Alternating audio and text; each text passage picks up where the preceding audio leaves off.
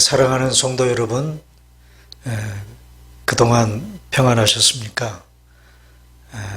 교회 나와서 예배 드릴 수 없는 그런 상황들이 계속되고 있습니다.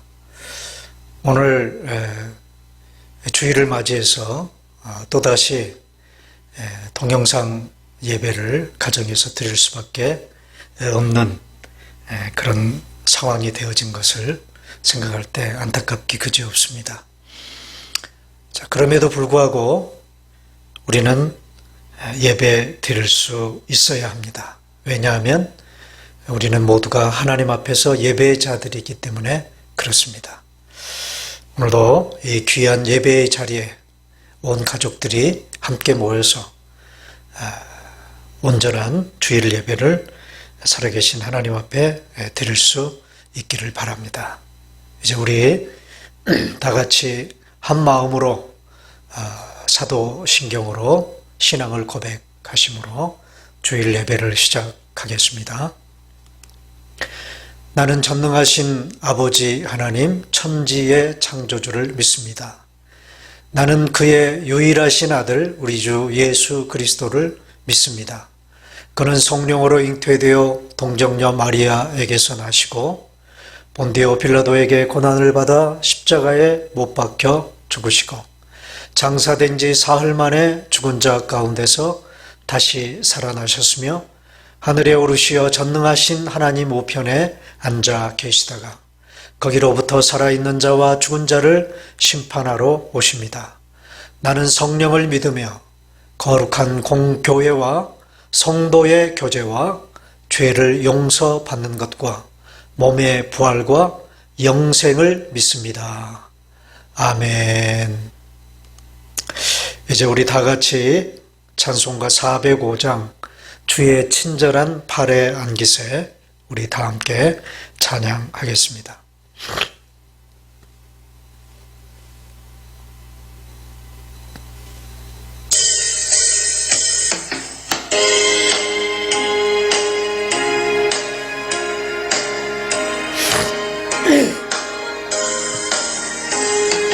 주의 친절한 발에 안기세 우리 마음이 평안하리니 항상 기쁘고 복이 되겠네. 영원하신 발에 안기세 주의 발에 그 크신 발에 안기세 주의 발에 영원하신 발에 안기세 날이 갈수록 주의 사랑이 두루 광명하게 비치고 천성 가는 길 편히 가리니 영원하신 발에 안기세 주의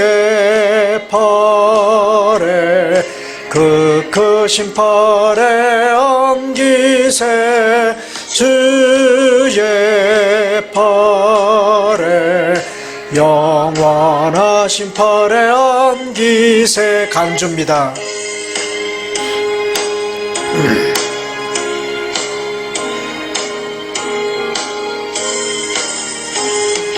주의 보좌로 나갈 때에 기뻐 찬미 소리 외치고 겁과 두려움 없어지리니 영원하신 발에 안기세 주의 발에 그 크신 발에 안기세 주의 발에 영원하신 발에 안기세. 다 함께 기도드리겠습니다. 거룩하신 아버지 하나님, 오늘도 주일을 맞이했습니다. 그러나 교회에 나와서 주일 예배를 드릴 수 없는 그런 상황 가운데 저희들이 처해 있습니다. 참으로 안타깝습니다. 가정에 모여서 오늘도 자녀들과 함께 온라인을 통하여 하나님께 예배 드립니다. 이렇게 드리는 예배를 할지라도 우리 온 성도들이 한 마음 한 뜻으로 주님 앞에 모여서 주일 예배를 경건한 마음으로 드리기를 원하오니 오늘 드리는 이 예배를 주님께서 기뻐 받아 주실 줄로 믿습니다. 성령의 기름을 각 가정들마다 부어주셔서 이 예배 가운데서 하나님 만나게 하시고 하나님 음성 듣게 하시고 말씀의 은혜를 풍성하게 받아 누리는 복되고 귀한 예배 되게 하여 주시옵소서. 코로나 바이러스로 인하여 많은 사람들이 고통을 받고 있습니다. 비즈니스도 문을 닫아야 하고 일상적인 삶을 송두리째 잃어가고 있습니다. 주정부는 밖에 나오지 말라고, 집 밖에 나오지 말라고 행정명령을 내리고 있습니다. 한 번도 우리가 경험해보지 못했던 일들을 지금 경험하면서 이런 어려운 상황 가운데 우리를 처하게 하시는 하나님의 뜻이 어디 있는지 다시 한번 기억하게 하시고 깨닫게 하시고 겸손하게 하나님 앞에 항복하고 하나님만이, 하나님의 능력만이 이 일을 해결할 수 있고 이 코로나 바이러스의 광풍을 잠잠케 하고 잠재울 수 있는 분이 우리 하나님이신 것을 믿고 주님 앞에 엎드릴 줄 아는 저희들 되게 하여 주시옵소서. 오늘도 아버지 하나님, 가정들 각 처지에서 기도하는 성도들의 무릎 꿇는 그 기도를 주님께서 들어 응답해 주셔서 하루빨리 세계적으로 겪고 있는 이 모든 힘들고 어려운 일들이 하루빨리 지나갈 수 있도록 아버지 하나님께서 능력으로 모든 것들을 해결해 주실 줄로 믿습니다. 아버지 하나님, 우리 성도들 건강을 잃지 않게 하시고 어디서 무엇을 하든지 주님 주시는 평안, 안심하라, 내니 두려워하지 말라고 하는 주님의 음성에 귀 기울이고 세상이 주지 못하는 하늘의 평강으로 마음속 깊이 주님의 평강을 받아 누리며 하루하루 살아가는 귀한 성도들의 삶이 되도록 축복하여 주시옵소서. 오늘도 귀한 말씀을 선포하는 부족한 종을 장중에 붙드사 하나님의 생명의 말씀만을 선포할 수 있도록 주님 축복하시고 이 말씀을 듣는 귀한 성도들 마음속에 깊이 하나님의 말씀이 새겨지는 귀하고 복된 시간 되게 하여 주시옵소서. 예수 그리스도 이름으로 간절히 기도하옵나이다. 아멘. 이제 우리 다 같이 준비한 헌금 하나님께 봉헌하도록 하겠습니다.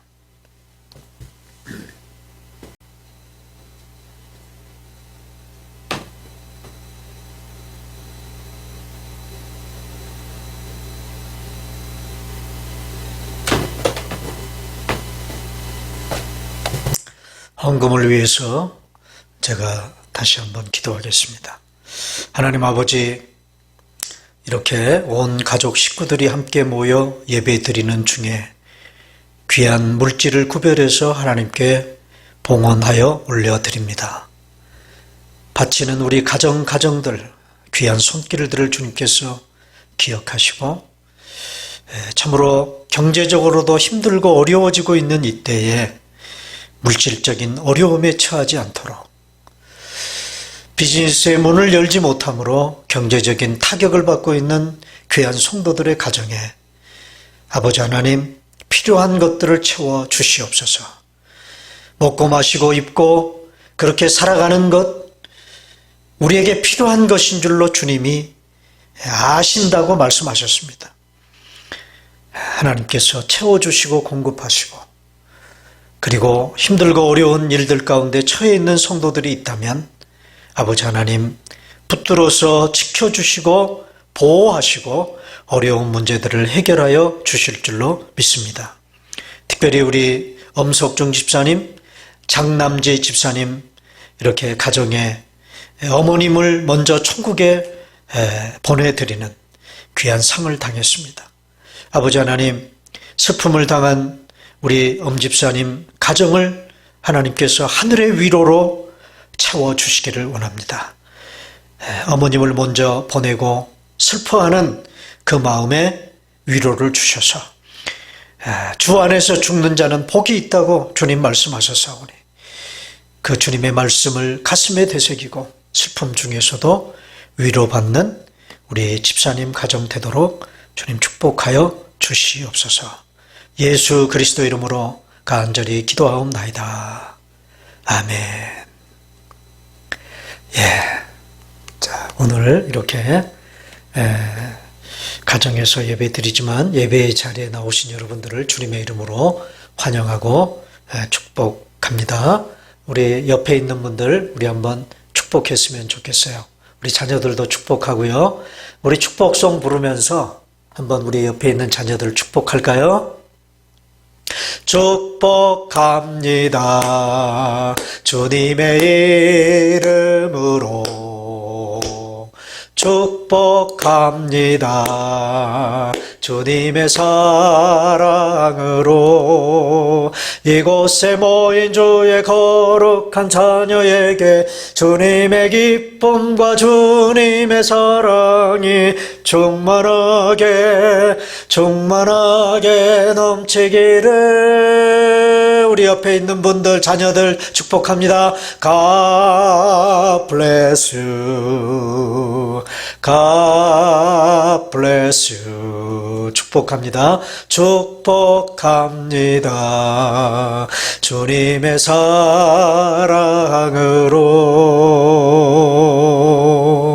축복합니다. 교회 소식을 몇 가지 알려드리겠습니다. 제가 조금 아까 봉헌 기도하면서도 기도한 것처럼 우리 엄석중 집사님의 어머님 김간난 집사님께서 어제 하나님의 부르심을 받고 하늘나라로 가셨습니다. 어제 임종 예배를 드렸는데요. 너무나도 평온하게 주무시는 중에 하나님의 부르심을 받으셨습니다. 그래서 이제 사망 경위서를 발급받아야 되기 때문에 우리 김관난 집사님의 이제 시신은 그 장례식장으로 가 있고요. 그곳에서 이제 내일 그 사망 진단서가 그렇게 발급이 되면 이제 구체적인 장례 일정이 이제 진행이 될 것 같습니다. 그런데 지금 stay at home 그 행정명령이 오도가 돼 있어서 이제 쉽게 사람들이 모일 수도 없고 이동할 수가 없는 그런 상황에 있어요. 그래서 이제 장례 일정이 잡혀지면 이제 오피셜하게 교회에서는 이제 공식적인 장례 일정을 진행하도록 그렇게 하겠습니다. 그러나 성도님들이 마땅히 조문도 해야 되고 장례식에 참여해야 되겠지만 우리 엄석중 집사님이나 장남재 집사님도 이해를 해요. 지금 상황이 이렇기 때문에. 그래서 이제 일단은 이제 제가 공식적인 장례식을 집행을 해서 장례 절차를 마치고요. 이제 여러분들이 이제 이런 모든 코로나 바이러스 이 상황이 해제가 돼서 우리가 교회에 모여서 예배 드리게 되면 그때 일정을 잡아서 한번 교회에서 그 조문 예배를 성도들과 함께 한번 드리도록 그렇게 하겠습니다. 그렇게 아시고 이제 수시로 이 공식적인 장례 일정에 대해서 우리 단톡방 교인 전체 단톡방에 고지를 해드리겠습니다. 그때마다 여러분 댓글도 달아주셔서 우리 두 분 집사님, 슬픔 가운데 있는 두 분 집사님을 여러분 위로해 주시기를 바랍니다. 그리고 계속해서 광고를 드립니다마는 교회에 나와서 예배 드리지 않고 가정에서 예배 드린다고 해서 예배 드리는 일이 소홀히 되지 않기를 바랍니다. 모든 절차를 따라서 여러분 정성을 다해서 가정에서도 여러분 예배 드려주시기를 바랍니다. 헌금도 꼭꼭 해주시기를 바라요. 그래서 이제 다시 해제가 돼서 교회에 와서 예배를 드리면 그때 모아둔 헌금 하나님께 드려주시기를 바라고, 그리고 또 교회를 위해서 그때그때마다 또 교회가 필요한 물질이 이제 있으니까 또 그런 것들을 위해서 공동체를 사랑하는 마음으로 여러분 드린 헌금을 또 우편을 통해서 교회 주소로 보내주시면 유용하게 교회가 사용할 수 있게 될 것 같습니다. 그렇게 꼭 해주시기를 부탁을 드리고, 우리 각 가정에서 어떤 일이 벌어지고 있는지 좀 재미있는 일, 또 무슨 특별한 일이 있어서가 아니고 재미있는 일, 그리고 서로 소통할 수 있는 그런 공동체가 저는 굉장히 중요하다고 생각합니다. 여러분들의 가정 생활이 굉장히 좀 이렇게 궁금해요. 담임 목사로서.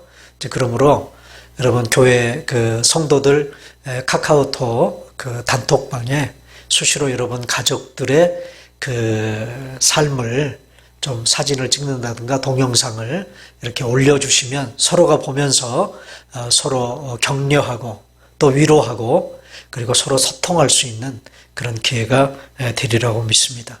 여러분 꼭 그렇게 해주셨으면 감사하겠습니다.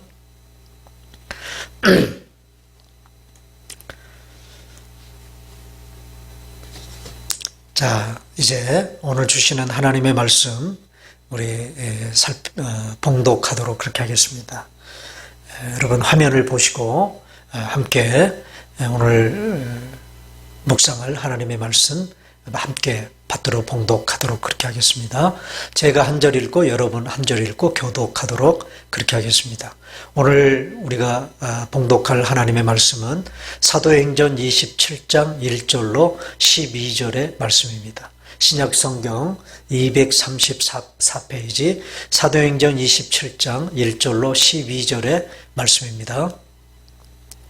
우리가 배를 타고 이달리아에 가기로 작정되매 바울과 다른 죄수 몇 사람을 아구스도대의 백부장 율리오란 사람에게 맡기니 아시아 해변 각처로 가려 하는 아드라못데노 배에 우리가 올라 항해할세 마케도냐여 데살로니가 사람 아리스다고도 함께 하니라.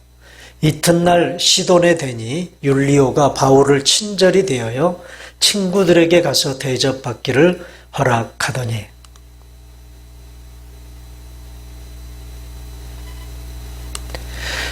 길리기아와 반빌리아 바다를 건너 루기아의 무라시에 이르러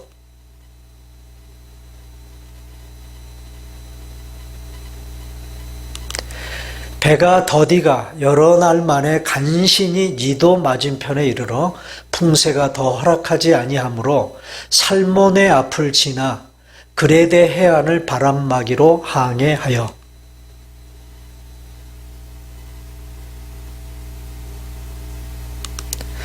여러 날이 걸려 금식하는 절기가 이미 지났으므로 항해하기가 위태한지라 바울이 그들을 권하여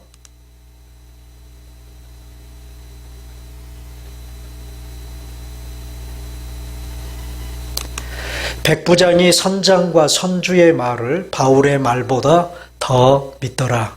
다 같이 읽겠습니다. 그 항구가 겨울을 지내기에 불편하므로 거기서 떠나 아무쪼록 베닉스에 가서 겨울을 지내자 하는 자가 더 많으니 베닉스는 그레데 항구라. 한쪽은 서남을, 한쪽은 서북을 향하였더라. 아멘. 오늘 이 말씀을 가지고 선장과 선주의 말을 바울의 말보다 더 믿더라. 그런 제목으로 오늘 하나님 말씀 전하도록 그렇게 하겠습니다. 코로나 바이러스 감염증 확산이 눈덩이처럼 불어나고 있습니다. 미국은 이미 중국의 확진자 수를 넘어섰습니다. 세계는 그야말로 코로나 바이러스 광풍에 시달리고 있는 것 같아요. 오늘 우리가 살펴볼 오늘의 본문의 이야기는 사도 바울 선생님이 예루살렘에서 배 타고 로마로 가는 도중 지중해 한가운데서 유라굴로라고 하는 광풍을 만나 사투를 벌이게 되는 과정을 다루고 있는 그런 장면입니다. 이 에피소드를 여러 가지 관점에서 우리가 살펴볼 수 있지만 한 가지 지금 우리가 처한 이 시점에서 꼭 눈여겨볼 부분이 있어요. 무엇이냐 하면 사람의 생명을 어떻게 다루어야 하는가 하는 문제입니다. 오늘 본문이 기록된 사도행전은 누가복음을 기록한 누가가 쓴 그 신약 성경의 역사서에 해당하는 책이 바로 사도행전이죠. 누가는 자신이 쓴 복음서를 통해서 갈릴리에서 예루살렘으로 향하는 예수님의 행적을 기록했습니다. 그리고 사도행전을 통해서는 예루살렘에서 시작된 복음이 어떻게 당시 세계의 수도경인 로마까지 전해지는가를 기록하고 있습니다. 특히 누가는 예루살렘에서 로마로 향하는 이 사도 바울의 행적을 기록함으로써 사도행전을 마무리 짓고 있습니다. 그래서 존 스타트 목사님은 이런 얘기를 했어요. 누가가 누가복음과 사도행전을 기록했는데 누가복음은 갈릴리에서 예루살렘까지, 그리고 사도행전은 예루살렘에서 로마까지로 각각의 책 제목을 정할 수 있다고 그렇게 얘기한 바가 있습니다. 3차에 걸친 전도 여행을 마친 사도 바울 선생님은 전격적으로 예루살렘을 방문합니다. 마케도니아 지역의 교회들로부터 전달받은 기근으로 인해 어려움을 겪고 있는 모 교회인 예루살렘 교회를 돕기 위한 구제 헌금을 가지고 사도 바울 선생님은 예루살렘을 방문했습니다. 그곳에서 바울 선생님은 유대인들의 모함을 받아 체포가 돼가지고 거의 2년간 감금 상태에서 재판을 받았어요. 결국 자신의 시민권을 이용하여 로마 황제 앞에서 재판을 받을 수 있는 판결을 얻어냅니다. 그리고 드디어 배를 타고 로마로 가게 되었습니다. 오늘 본문 1절입니다. 다 같이 다시 한번 읽겠습니다. 시작. 우리가 배를 타고 이탈리아에 가기로 작정되매 바울과 다른 죄수 몇 사람을 아구스토대의 백부장 율리오란 사람에게 맡기니. 자, 배를 타고 로마로 가는 사람은 바울만이 아니라는 것을 알 수 있습니다. 오늘 본문에 보니까 바울과 다른 죄수 몇 사람 그랬어요. 여기 바울뿐만이 아니라 다른 죄수들이 함께 지금 배를 타고 로마로 가게 되는 것입니다. 많은 성경학자들은 여기 바울과 함께 배를 타고 로마로 가는 이 다른 죄수들이 누굴까? 아마도 이 죄수들은 바울처럼 아직 재판이 다 끝나지 않은 미결수의 신분이 아니라 이미 재판이 끝나서 형을 확정받은 아마도 그런 죄수들일 것이라고 그렇게 얘기를 합니다.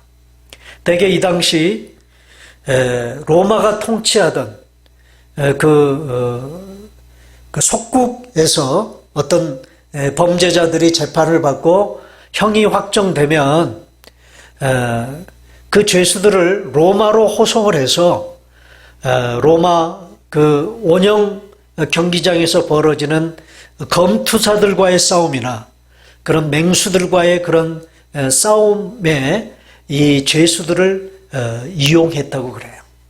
그래서 당시 로마의 시민권자들을 즐겁게 하는 일에 이 죄수들이 동원됐다고 그럽니다.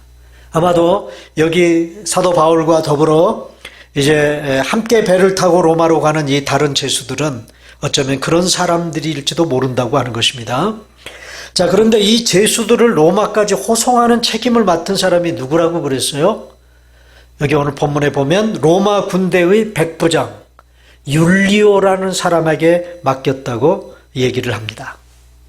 백부장입니다. 군인인 율리오라는 사람이 바로 이 사도 바울과 다른 죄수들을 호송하는 호송 책임자로 맡겨져 있습니다. 자, 바울 일행이 가이사랴 이제 항구에서 배를 타고 출발을 하게 되는데요. 이 가이사랴 항구에서 탄 배는 아드라모데노라고 하는 배였습니다. 2절을 보겠습니다. 다 같이 시작. 아시아 해변 각초로 가려 하는 아드라모데노 배에 우리가 올라 그랬어요. 여기 보면 아시아 해변 각초로 가는 배다 그랬습니다.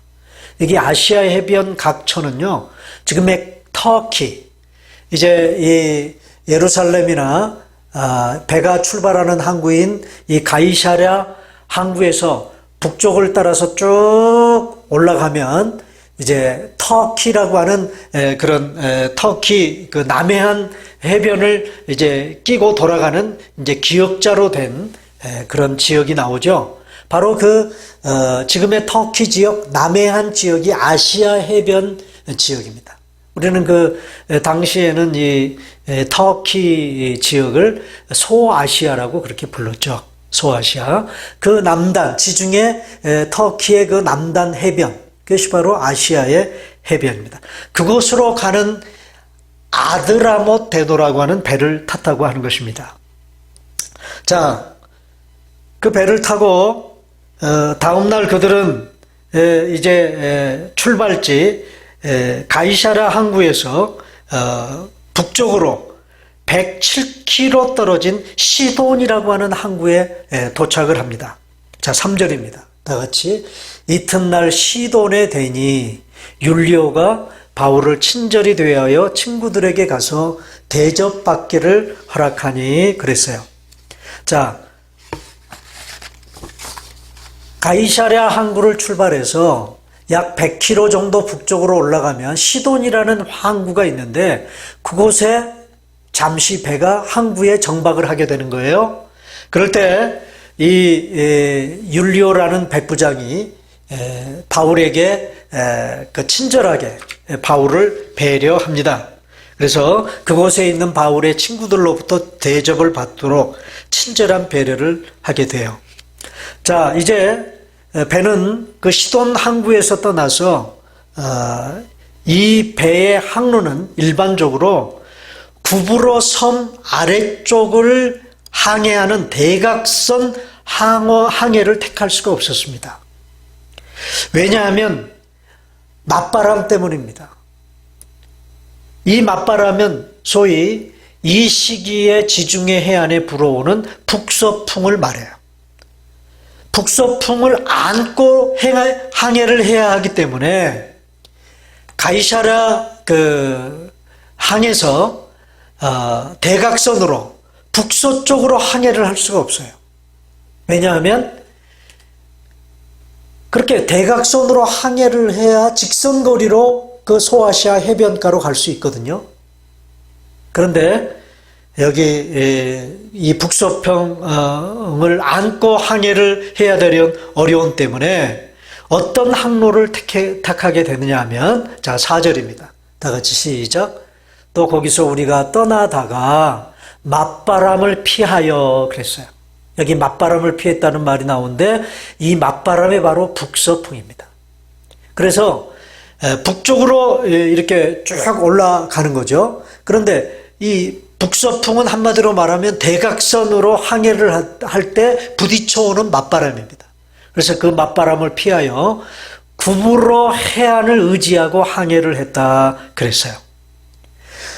자, 계속 북쪽으로 올라가 구부로 섬입니다. 이 구부로 섬은 지중해 해안에 있는 큰 섬 3개가 있는데 그 중에 한 섬입니다. 다시 말하면 지중해 해안의 그 마지막 서쪽 끝에 있는 섬이에요. 지금으로 이 구부로 섬을 키프로스라고 하는 그런 섬이죠. 키프로스. 자, 이 구부로 섬 이제 동쪽 해안을 끼고 돌아가 지금의 터키 남부 해안을 따라 항해를 하는 것입니다. 자, 그렇게 해서 도착한 소아시아 항구가 바로 무라라고 하는 항구 도시예요. 무라. 자, 5절입니다. 다 같이 시작. 길리기아와 밤빌리아 바다를 건너 루기아의 무라시에 이르러 그랬어요. 자, 이곳에서 사도 바울의 일행은 배를 다시 갈아타게 됩니다. 자, 그래서 6절에 보니까 다 같이 시작. 거기서 백부장이 이달리아로 가려 하는 알렉산드리아 배를 만나 우리를 오르게 하니 그랬어요. 자, 바로 이 갈아탄 이 배가 바로 오늘 본문에서 유라굴로 광풍을 만난 알렉산드리아 배입니다. 자, 여러분, 알렉산드리아라는 이름이 붙은 배인 것을 보니까 이 배가 이집트 지중해 연안, 이집트의 그 지중해 연안에 있는 알렉산드리아라는 아주 굉장히 큰 도시의 그 항구 도시죠. 이곳에 소속된 그런 배였던 것 같아요. 이 배의 목적지는 어디입니까? 로마가 있는 이탈리아로 가는 배였습니다. 그리고 이 배의 항해 목적은 곡물 수송입니다. 곡물 수송. 이집트의 곡창지대에서 나는 곡물을 로마로 운송하는 것입니다. 이 배의 선장과 손주는 당시 세계의 수도요, 황제의 도시, 로마 황제의 도시인 로마에 곡물을 운송해 주며 돈벌이를 했을 것입니다. 한마디로 곡물 수송선에 바울을 비롯한 제수들을 태우는 것입니다. 무라 항구를 출발한 이 배는 이때부터 이미 항해가 쉽지 않았어요. 자, 7절입니다. 다 같이 시작. 배가 더디가 여러 날 만에 간신히 니도 맞은편에 이르러 풍세가 더 허락하지 아니하므로 살몬의 앞을 지나 그레데 해안을 바람막이로 항해하여 8절에 간신히 그 연안을 지나 미양이라는 곳에 이르니 라세아시에서 가깝더라 그랬습니다. 자, 왜 이 배가 더디 갔을까요? 7절에 보면은 배가 더디가 그랬어요. 이 더디 간다는 말은 무슨 말입니까? 바다 위에서 배가 속도를 내지 못한다는 것입니다. 자, 왜 더디 갔느냐? 풍세. 다시 말하면 북서풍입니다. 맞바람. 네? 그 북서풍 때문입니다. 이 시기에 불어오는 지중해 북서풍은 배들의 항해를 힘들게 했습니다. 이 시기에 로마로 행하는 배들은 이 맞바람과 사투를 벌이며 위험을 감수하고 항해를 해야만 했습니다. 급기야 이 맞바람, 이 북서풍은 알렉산드리아 호를 그레데라는 섬의 미양이라는 곳에 정박하게 만들었어요. 그래서 8절에 보면 간신히 그 연안을 지나 미양이라는 곳에 이르니 라세아시에서 가깝더라 그랬습니다. 자, 이 그레데라는 섬은 지중해에 있는 세 개의 섬, 아까 말씀을 드렸죠. 그 첫 번째 섬이 서쪽 끝에 있는 구브로라는 섬이고요. 그 다음 거기서 지중해 서쪽으로 더 가면 그 지중해 연안 한복판에 있는 그레데, 크레테라고도 말하는 이 그레데 섬입니다. 자, 그 세 개의 섬 중에 하나인데, 그리고 그 하나의 섬은 바로 그 이탈리아 바로 앞에 있는 시실리라고 하는 섬입니다. 이제 이렇게 그 지중해 바다에 있는 세 개의 큰 섬 중에 하나가 이 그레테인데, 이 미항이라고 하는 항구는 이 그레데 섬의 남쪽 그 해안에 위치한, 그 섬 해안에 위치한 항구입니다. 이 미항의 배가 정박한 이유가 뭐예요? 이 그레데 섬의 북서풍을 막아주는, 그 섬 자체가 이 북서풍을 막아주는 방패막이 역할을 했기 때문에 그렇습니다. 자, 무라 항구에서 이곳 미항까지의 항해가 얼마나 위험한 항해였는가를 짐작할 수 있는 단어 하나가 오늘 본문에 나오는데요. 간신이라는 단어예요.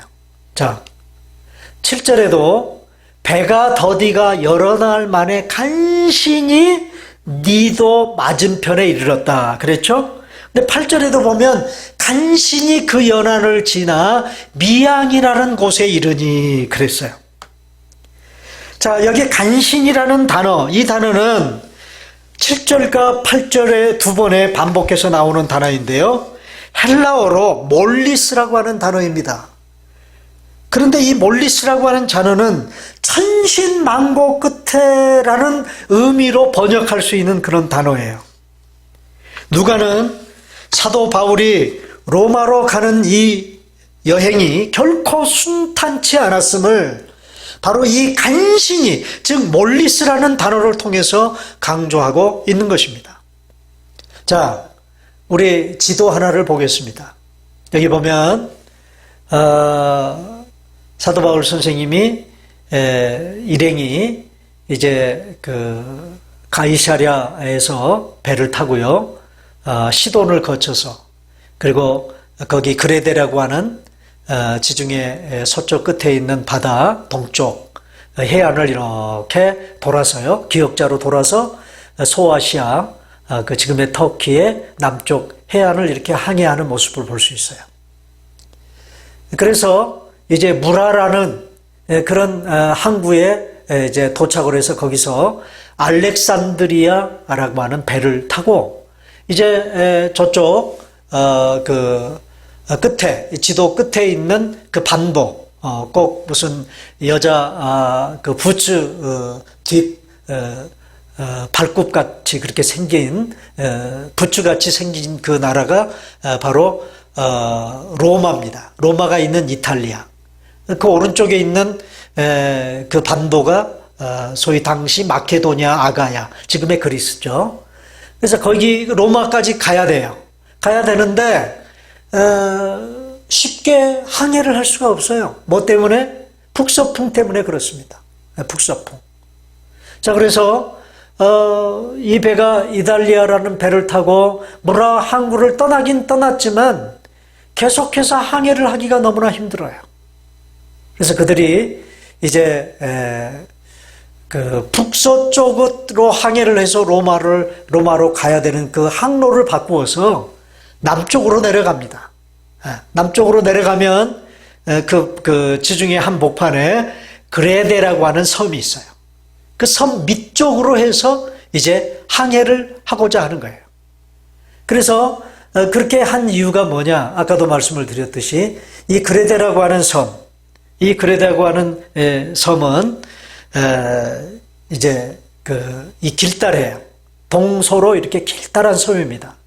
그래서 그 남쪽 해안을 따라서 이렇게 가면 북서풍을 막을 수 있는 방패막이 역할을 하는 거예요. 그래서 이제 그들이 이제 그레데 남쪽 해안에 있는 미항이라고 하는 곳에 그들이 이제 도착하게 되는 것입니다. 자, 사도 바울 일행이 배를 탄 지 꽤 오랜 시간이 지났습니다. 오늘 본문 9절에 보면 이미 금식하는 절기를 넘겼다고 그렇게 누가는 기록하고 있어요. 다 같이 한번 읽겠습니다. 시작.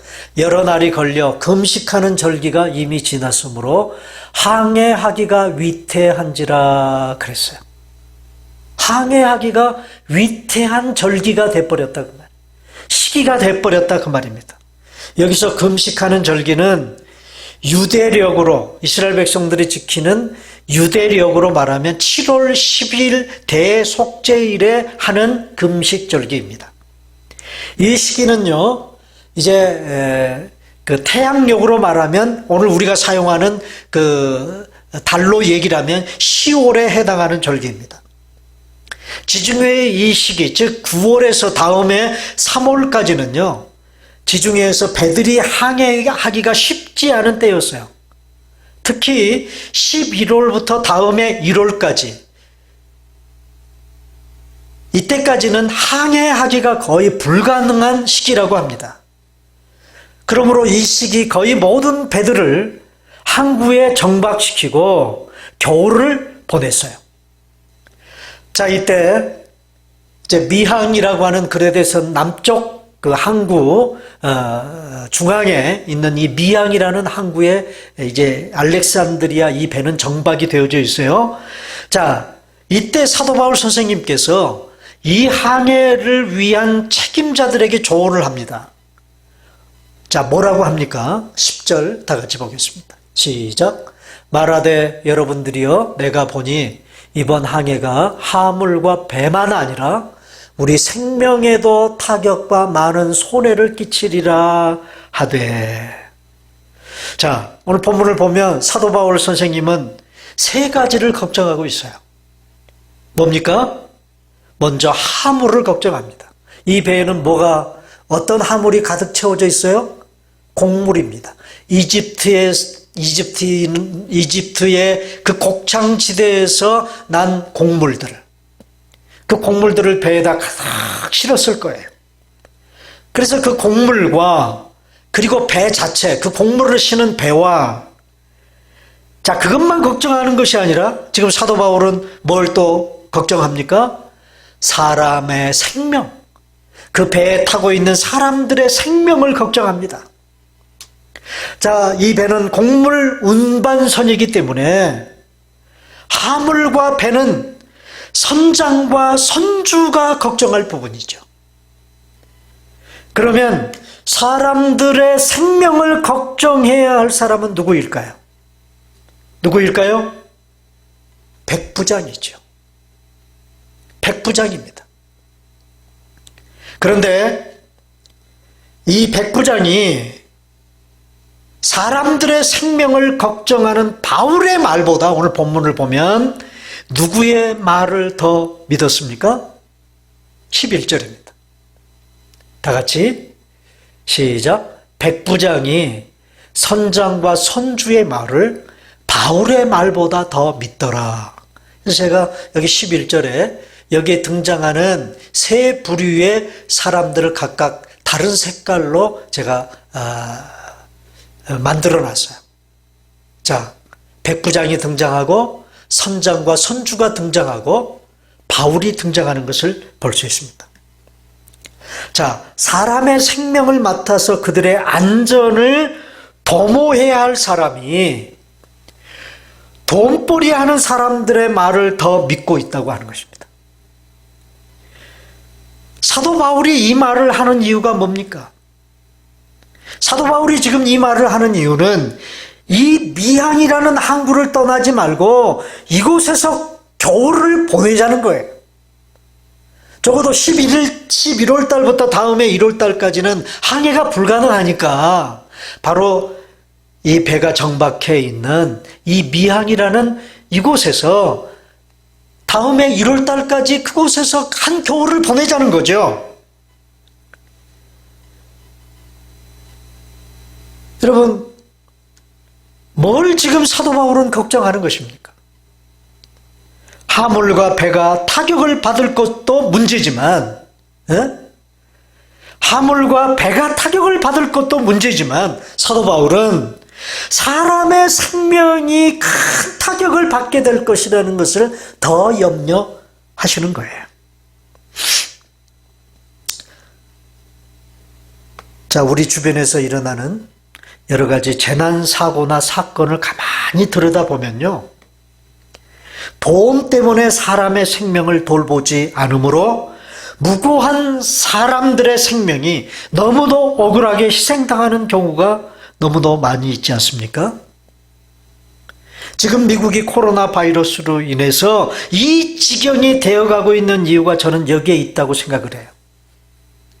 좀 더 일찍 사람들의 생명을 우선시했다면 이렇게까지는 확산이 이루어지지 않지 않았을까 하는 그런 아쉬움이 남는 부분입니다. 사람들의 안전과 생명을 우선시해야 될 책임자들이 돈벌이하는 사람들의 말을 듣기 시작하면 이런 일들은 언제 어디서고 일어날 수 있다고 하는 것입니다.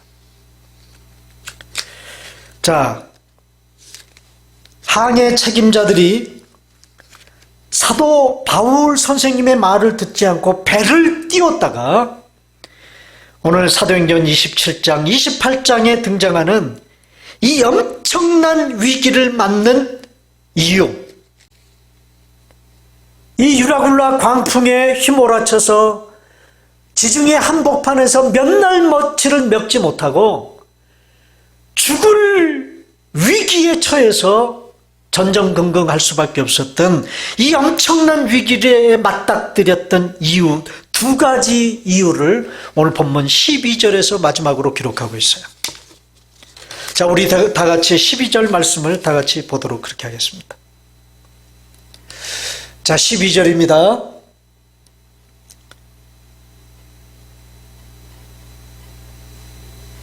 다 같이 읽겠습니다. 시작. 그 항구가 겨울을 지내기에 불편하므로 거기서 떠나 아무쪼록 베닉스에 가서 겨울을 지내자 하는 자가 더 많으니 베닉스는 그레데 항구라. 한쪽은 서남을 한쪽은 서북을 향하였더라 그랬어요. 자, 첫 번째 이유입니다. 미항에 머무르지 않고 배를 띄워서 사도 바울의 말을 듣지 아니하고 선장과 선주의 말을 들음으로 말미암아 미항에서 배를 띄움으로 인하여 이 엄청난 위기에 봉착할 수밖에 없었던 첫 번째 이유가 뭡니까? 불편함이었어요. 뜻밖에도 불편함이었다고 기록하고 있습니다. 그 항구가 겨울을 지내게 불편함으로 거기서 떠났다고 그랬어요. 지금 이 배가 정박 중에 있는 미항이 겨울을 나기가 불편하다는 것입니다. 그래서 배를 띄웠습니다. 여러분, 세상적인 가치관이 오늘 우리들에게 던지는 유혹이 하나 있는데 그것이 여러분 뭔 줄 아십니까? 그것은 불편함을 견디지 못하게 하는 것이라는 것입니다. 현대를 살아가는 사람들처럼 불편함을 견뎌내지 못하는 사람들도 없는 것 같아요.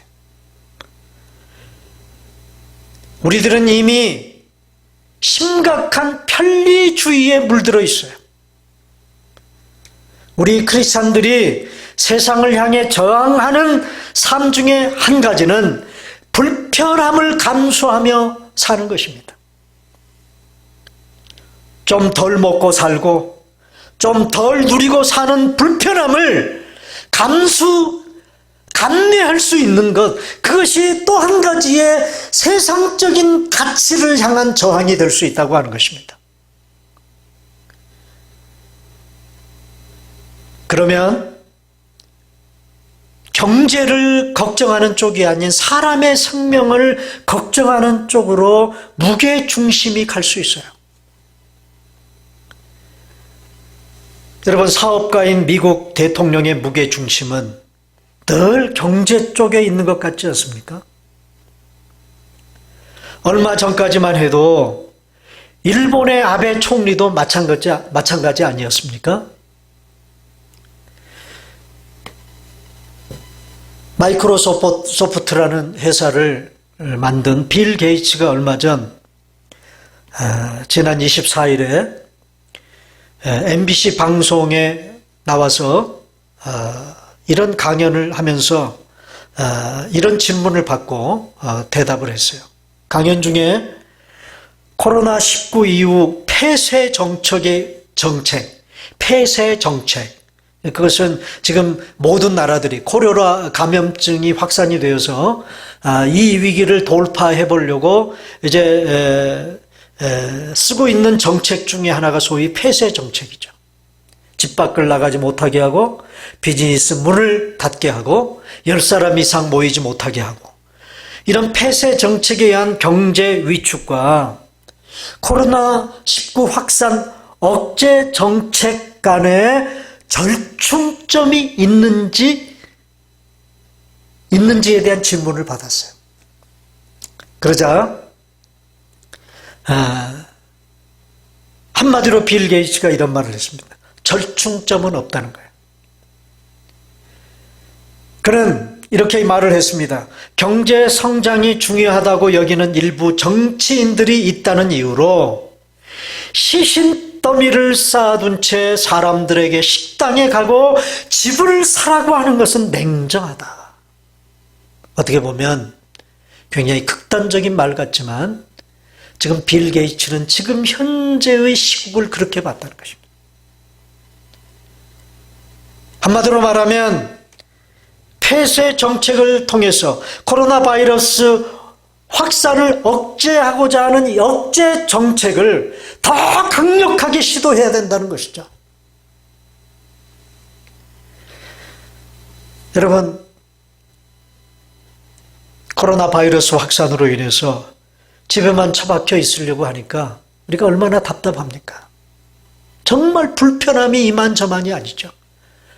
마켓을 수시로 갈 수가 있습니까? 내가 가고 싶은 곳을 마음대로 갈 수 있습니까? 내가 만나고 싶은 사람을 마음대로 만날 수가 있습니까? 근데 일상이 송두리째 사라졌습니다. 우리가 일상을 살아낼 수 없다면 그것은 엄청난 불편함이죠. 그런데 우리는 이 코로나 바이러스가 확산되는 것을 막기 위해서 우리는 이 불편함을 감내해야 되지 않습니까? 불편하다고 해서 우리가 함부로 이 주정부에서 내린 집안에 머물러 있으라고 하는 이 재택에 대한 행정명령을 어기고 함부로 나돌아다니다가 내가 감염이 된다든가, 내가 감염이 됨으로 내 식구들이 또 감염이 돼서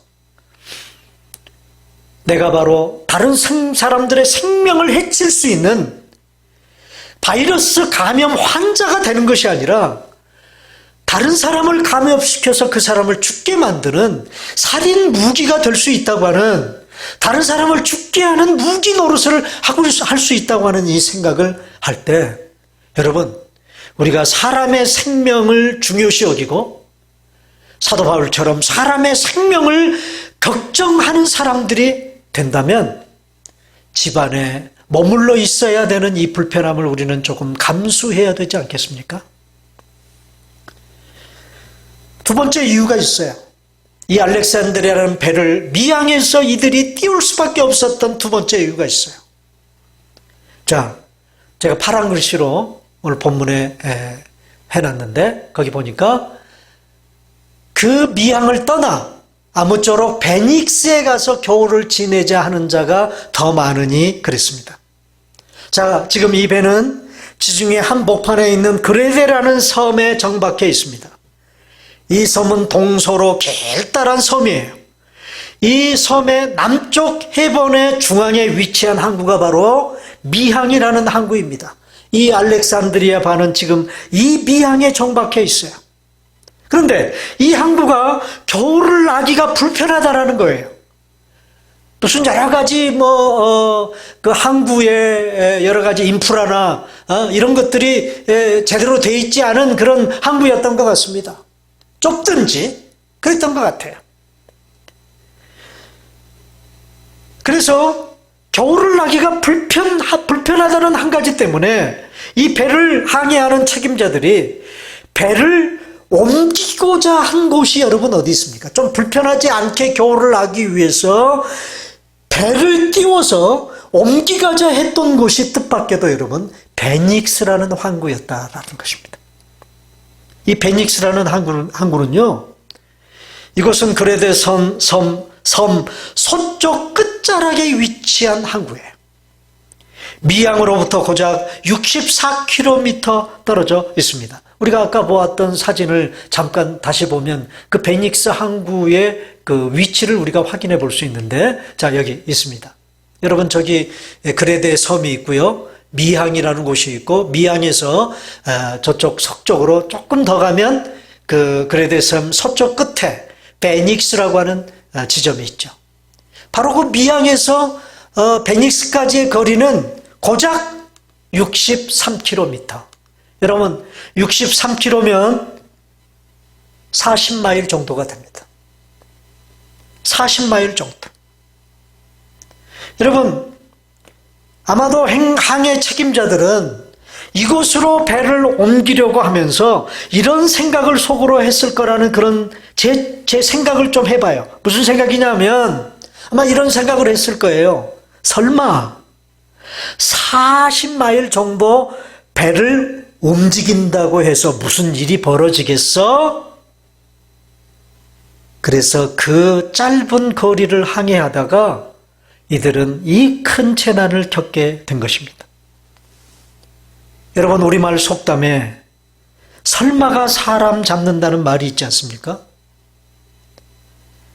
여러분, 사람의 생명과 관련된 일에, 사람의 생명과 관련된 일에 설마라고 하는 단어는 없어야 합니다. 무엇보다 사람의 생명이 우선되어야 한다는 거예요. 지금 뉴욕에서는 사람을 살려내는 일에 의료진들이 사투를 벌이고 있습니다. 여러분, 이 한 장의 사진이 바로 그 현장의 모습을 대변하는 것 같습니다. 다 같이 한번 보겠습니다. 자, 이 사진을 보면서 여러분 뭘 느끼세요? 병실 안에 지금 코로나 바이러스 환자 2사람이 누워 있습니다. 그런데 이 코로나 바이러스 감염은 폐렴을 가져오지 않습니까? 그래서 호흡하기가 되게 힘듭니다. 그래서 이 코로나 바이러스 확진자들을 치료하는 데 있어서 필수적으로 필요한 게 바로 호흡기예요. 호흡기. 그런데 뉴욕시에는요, 이 호흡기가 절대 부족하다는 것입니다. 그래서 그 뉴욕 주지사가 뉴스에 나와서 세계를 향해서 호소하지 않습니까? 무슨 호소를 합니까? 호흡기를 좀 보내달라는 거예요. 호흡기. 그래서 오늘 여기 본문에 보면 참 웃기는 얘기지만 한 대의 호흡기에 튜브를 2개로 연결을 해서 환자 2사람에게 그 호흡을 할 수 있도록 산소를 공급하고 있는 거예요. 여러분, 지금 이런 극단적인 일들이 벌어지고 있습니다. 네. 그런가 하면 벨기에의 어떤 90 먹은 할머니가 코로나 바이러스 확진이 돼서 지난주에 숨을 거두셨어요.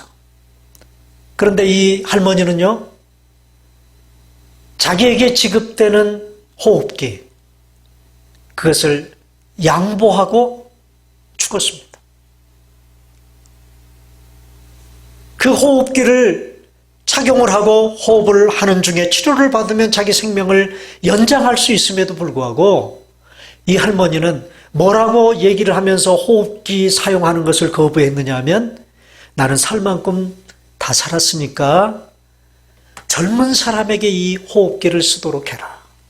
그리고 자기에게 지급되는 호흡기를 다른 사람에게 양도하고, 이 할머니는 얼마 지나지 않아서 숨을 거두셨다고 합니다.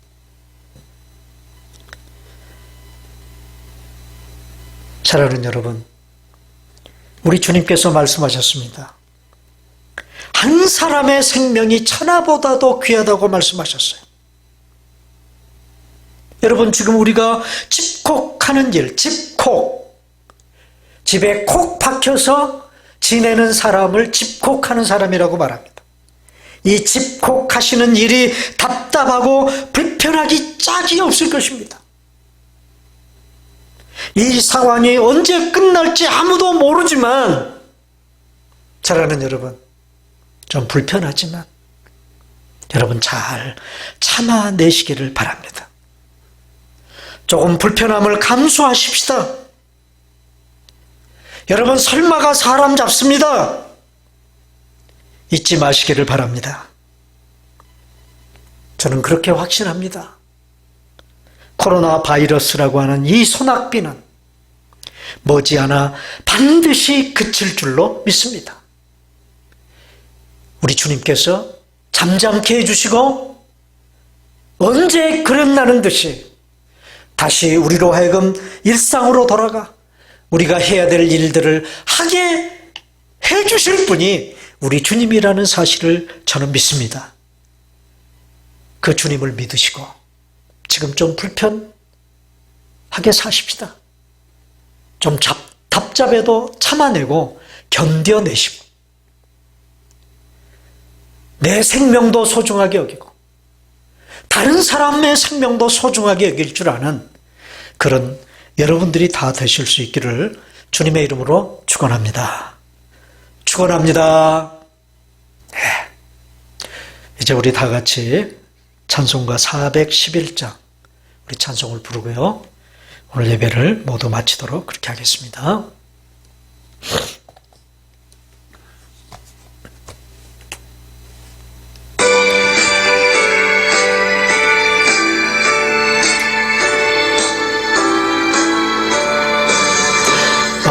내 마음속에 참된 평화 있네. 주 예수가 주신 평화.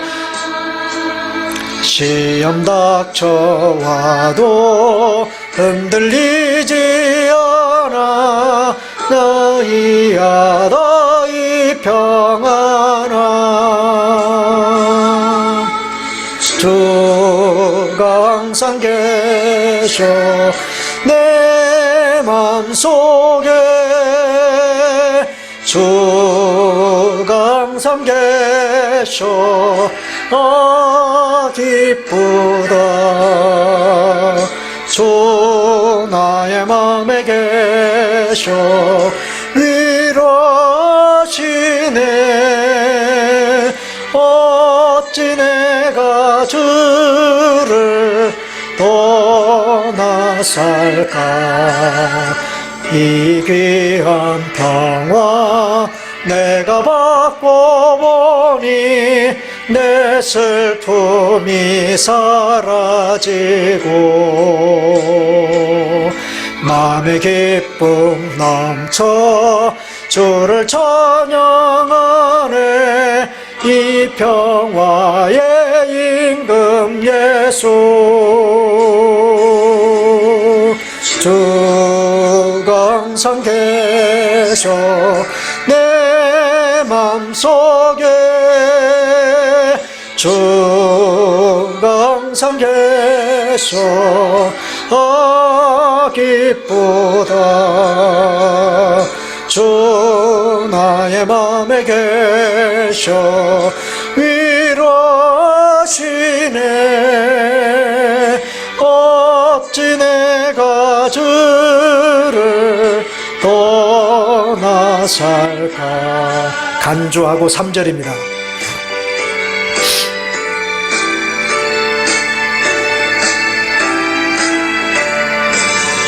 주 날개 아래 나가서는 동안 이 보배를 빛내리라.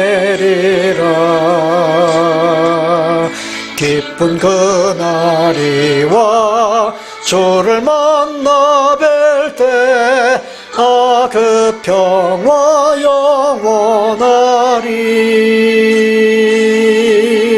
주가 항상 계셔 내 맘속에.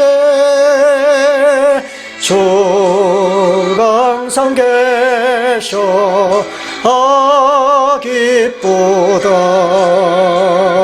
주 나의 맘에 계셔 위로하시네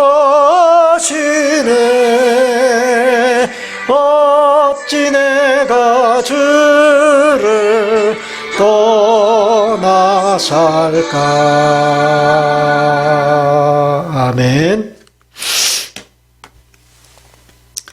지금은 우리 구주 예수 그리스도의 은혜와 아버지 하나님의 크신 사랑과 성령님의 감화 감동 교통 위로 충만케 하시는 역사가 오늘도 참으로 사람의 생명을 위협하는 바이러스 감염으로 인한 이 엄중한 시점에 참으로 내 생명의 소중함 뿐만이 아니라 다른 사람의 생명의 소중함까지도 염려하고 걱정함으로 집에 머물러 지낼 수밖에 없는 이 불편함, 일상을 제대로 살아갈 수 없는 이 불편함을 잠시 감내하면서 이웃사랑을, 진정한 이웃사랑을 실천하고 한 생명이 천하보다 귀하다고 하는 생명의 소중함을 가슴에 품고 살아가기를 원하는 귀한 성도들 머리머리 위에 이제로부터 영원토록 함께 있을지어다. 아멘.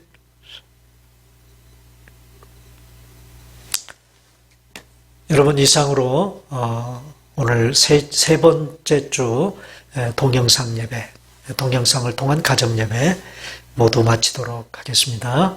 여러분, 이제 다음 주 다시 뵐 때까지 여러분 평안 가운데 그리고 건강하게 우리 주님과 동행하며 또 한 주간을 보내실 수 있기를 바랍니다. 그럼 또 다음 주에 여러분 찾아뵙겠습니다.